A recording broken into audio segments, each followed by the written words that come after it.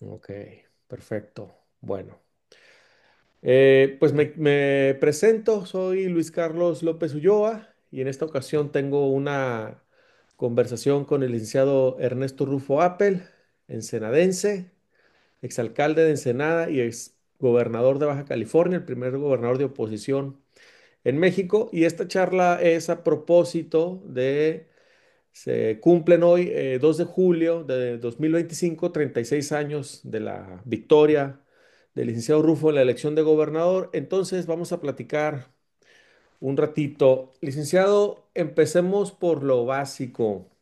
¿Quién era Ernesto Rufo antes de 1986? Pues yo me gradué en administración y cuando llego a Ensenada ya de regreso, pues trabajé en el centro empresarial en Coparmex y de ahí me contrataron para una empresa pesquera por 10 años. Por ahí pues me dediqué con esfuerzo y llegué a director general, pero me tocó vivir todo el desorden del gobierno, me tocaron las devaluaciones y todos los contratiempos para poder trabajar. Y entonces, pues era yo muy vocal, daba mi opinión. Y eso provocó que me invitaran a, a ser candidato a presidente municipal. Y de ahí empezó todo este asunto de lo que llaman es una carrera política, pero a mí me fue pasando a como los acontecimientos te iban empujando. Ok. ¿Y cuál consideraría la parte más relevante de su administración municipal en Ensenada? Su logro más exitoso o los tres logros más importantes, los que usted destacaría. Pues esa elección fue con un gran entusiasmo. Ensenada no era muy grande en 1986, habríamos de ser unos 240,000 y prácticamente, si no nos conocíamos personalmente, ya nos habíamos visto por ahí en la banqueta. Ujú, Entonces, la trayectoria de mi familia, pues ayudó mucho porque ya nos conocían, mi padre tenía una empresa industrial pesquera, había barcos sardineros, había barcos para cosechar el abulón y el sargazo y cosas así, de manera de que pues mucha gente tenía referencia de mi familia. Y luego cuando yo estuve ahí en la pesquera Zapata, eh, pues más personas, conocí a la gente del puerto, del aeropuerto, porque teníamos avionetas para buscar pescado. Entonces fue como una gran familia emotiva y se emocionó y esto pues logró que se pudieran cuidar todas las casillas electorales. Eso demostró el triunfo, aunque hubo muchos sucesos y cuestiones en las que se pretendía pues cambiar el resultado de la elección. Y luego me tocó un gobernador en aquel entonces de apellido Leiva Mortera, que le cerró las puertas al ayuntamiento de Ensenada. Y yo creo que ahí, aparte del logro político, pues fue el que no pudo el gobernador, pues digamos, avasallar al ayuntamiento de Ensenada. Pudimos salir adelante con todo y huelgas y que no nos enviaban el dinero, porque la gente nos ayudaba a recoger la basura, a tapar los baches, a pavimentar algunas calles y esto fue, pues digamos, ahora le llaman resiliencia, ujú, pero pues no era más que aguantar todo lo que nos hacían y los medios de comunicación empezaron a difundirlo y nos empezamos a hacer famosos en el resto del estado. ujú, También venía prensa extranjera y pues también nos fuimos dando cuenta de un montón de irregularidades en cuanto a la seguridad pública, por parte del gobierno del estado y por parte del gobierno federal.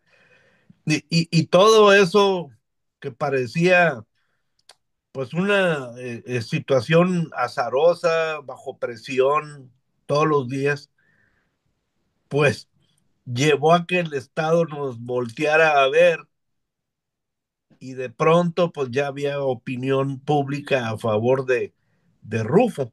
Ujú, Y yo pues enarbolé la boleta a través del PAN, me adherí al PAN y este partido también creció.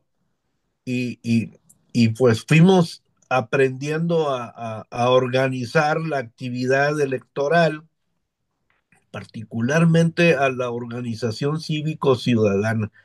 Yo creo que esa fue la parte toral, la parte más importante, que la gente confió y participó y ya no hubo cómo nos pudieran pues sojuzgar. ujú. Y así fue como llegamos a la candidatura para el gobierno del estado. Sí, justo eso es es lo siguiente que le quería preguntar. ¿En qué contexto se da la candidatura de gobernador y la propia elección? ¿Qué nos puede comentar de esto? Bueno, hay un trayecto histórico de nuestra política nacional muy largo, prácticamente desde que nos hicimos nación independiente, porque hemos batallado muchísimo para lograr encontrar la institucionalidad para el gobierno. Más bien teníamos caudillos y hombres notables que tenían grandes controles políticos, pero luego querían quedarse gobernando, aunque salieran, querían dejar a sus camarillas, pues y eso provocó la revolución que sacó pues una visión, yo creo que muy adecuada a las realidades políticas mexicanas, que fue lo del sufragio efectivo, no reelección, porque eso quería decir que la gente quería decidir y que no se quedaran ahí eternamente controlando al erario público, a la autoridad.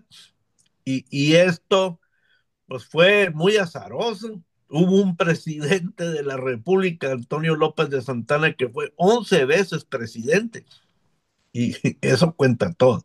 Y luego nos pasó, pues, las pequeñas revoluciones que se iban dando hasta que llegó la grande en 1910 contra Porfirio Díaz.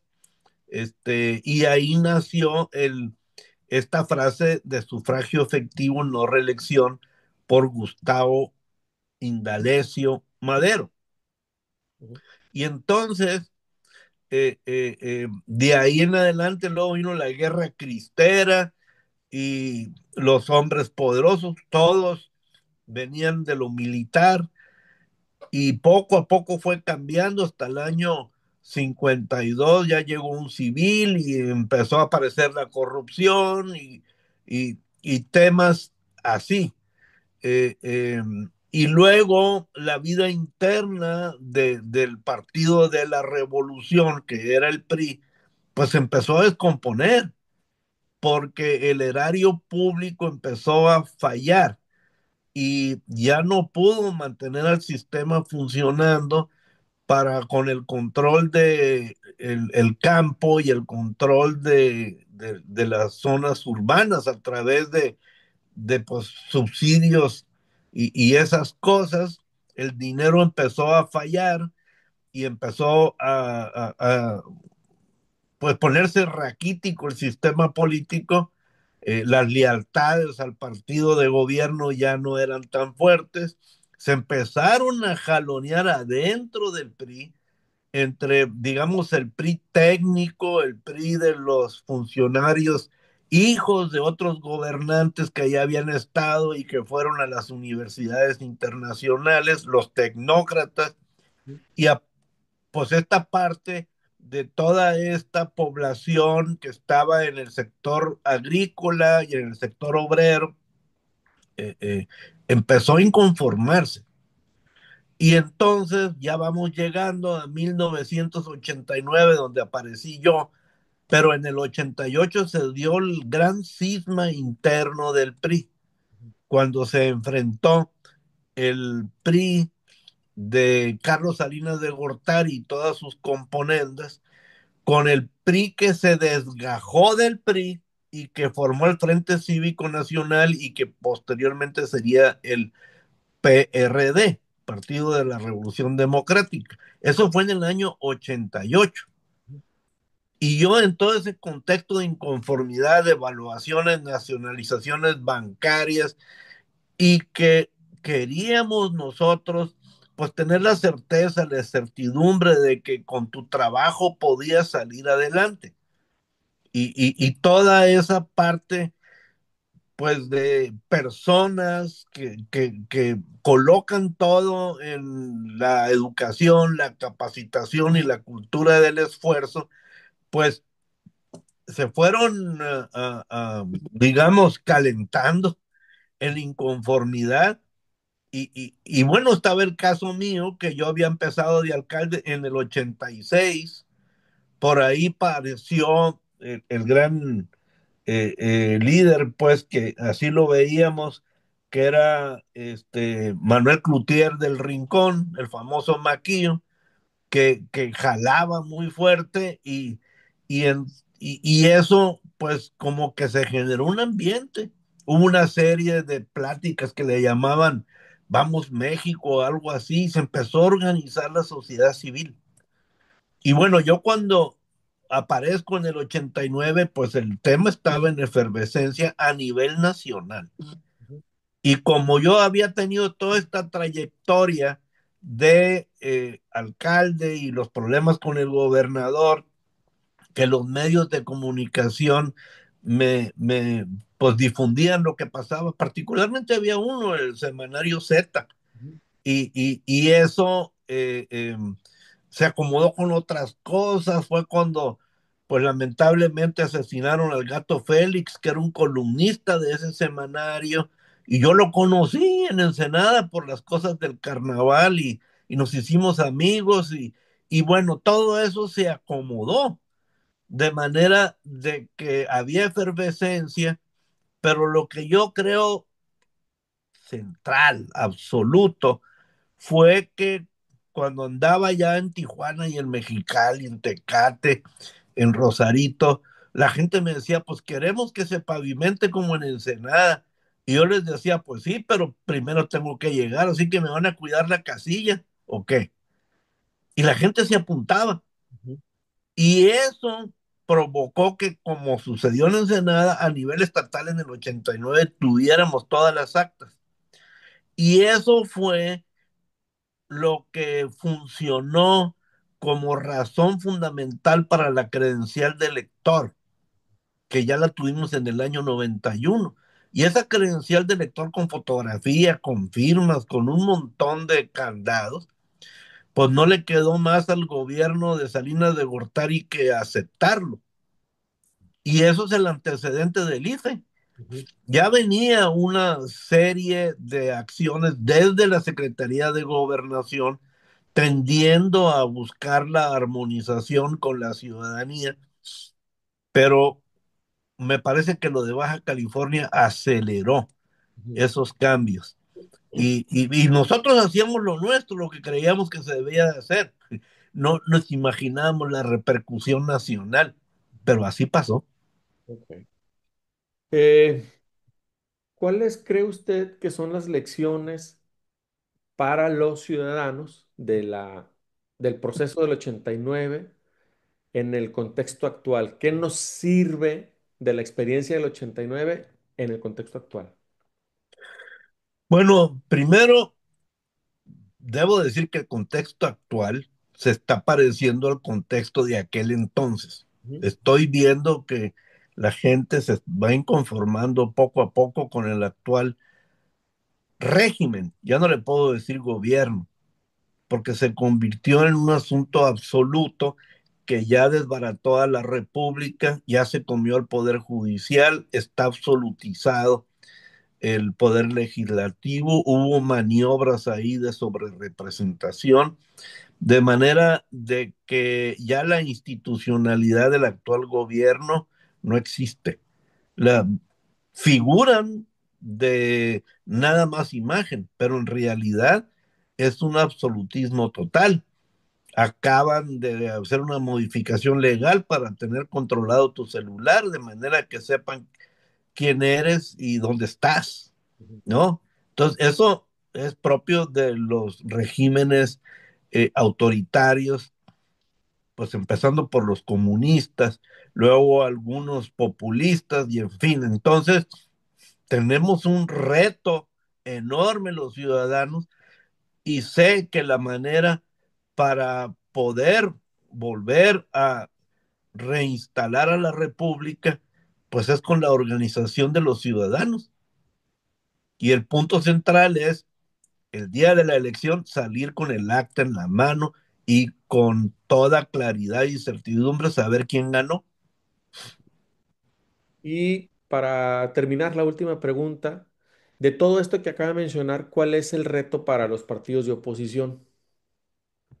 Pues en general, lo que sucede con los partidos políticos es que al llegar al poder, pues empiezan a aparecer mucho dinero y muchas oportunidades porque ahora están en el gobierno. Y empieza a suceder poco a poco que la gente que llega con ese nuevo gobierno empieza a hacerse, digamos, propietaria de los puestos y empiezan a usar los puestos como base para ir pues, extorsionar a las personas. Es la corrupción.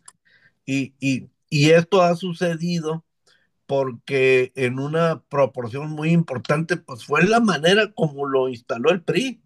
Ujú, Eh, eh, no es de sorprendernos, pasa en muchos países, pero tampoco es para conformarnos. ujú, Entonces, esto ahora tiene que ver con que hay que eh, lograr que los candidatos del partido que sea sean las y los mejores.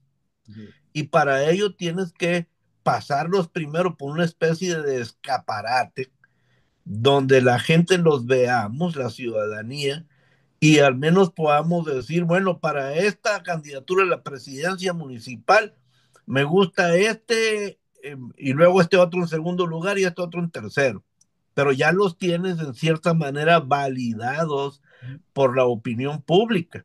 Y entonces en ese momento ir a platicar con los partidos políticos, esos tres, y ya sabrán con cuál se van y si, o cuál los invita, pero que esa forma de acordar cómo llegar a la boleta electoral sea por encima de la mesa ujú, y no por debajo como lo hacen los partidos políticos hasta ahora.